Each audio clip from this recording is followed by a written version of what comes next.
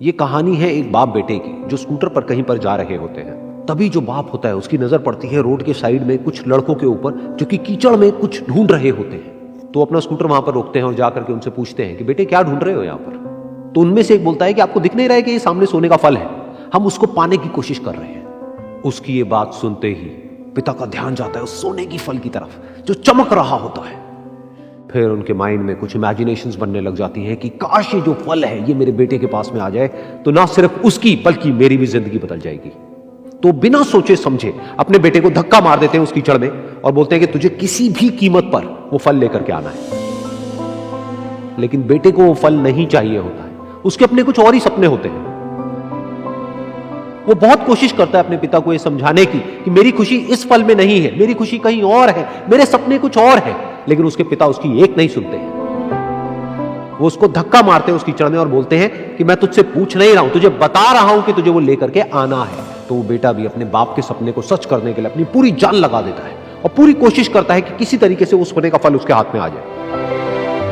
लेकिन जैसे जैसे वो हाथ पैर मारता है उस फल को पकड़ने के लिए वो और नीचे धंसने लग जाता है और फिर जाकर के उसको समझ आता है कि ये कीचड़ नहीं है, ये दलदल है। वो चीखता है, चिल्लाता है, अपने पिता को आवाज लगाता है, लेकिन उसके पिता उसकी एक नहीं सुनते। बोलते हैं कि बहाने मत बना, और भी लोग हैं वहां पर जो कर रहे हैं, तो जब वो कर सकते हैं तो तू क्यों नहीं कर सकता। तो एक बार वो फिर से कोशिश करता है और अपनी पूरी जान लगा देता है, लेकिन उसके बाद भी उसके हाथ में कुछ नहीं आता है और वो धीरे धीरे नीचे धंसता चला जाता है और मर जाता है। तब जाकर के उसके पिता को एहसास होता है कि उससे कितनी बड़ी गलती हो गई।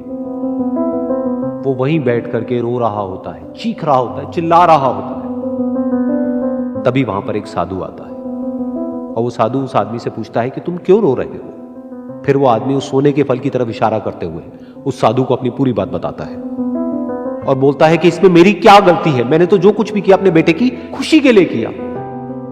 तो वो साधु उस फल को ध्यान से देखता है और उस आदमी को कहता है जिस सोने के फल की वजह से तुमने अपने बेटे को गवा दिया, कम से कम एक बार ध्यान से उसकी तरफ देखा तो होता कि वहां पर कोई फल है भी या नहीं। ये सुन करके उस आदमी को गुस्सा आया और उसने कहा कि सामने तो दिख रहा है फल, आपको नहीं दिख रहा क्या। तब वो साधु उस कीचड़ के ऊपर एक पेड़ होता है जिसकी तरफ इशारा करते हैं और बोलते हैं कि वो जिसे तुम देख रहे हो वो उस फल की परछाई है, असली फल वहां पर उस पेड़ के ऊपर है।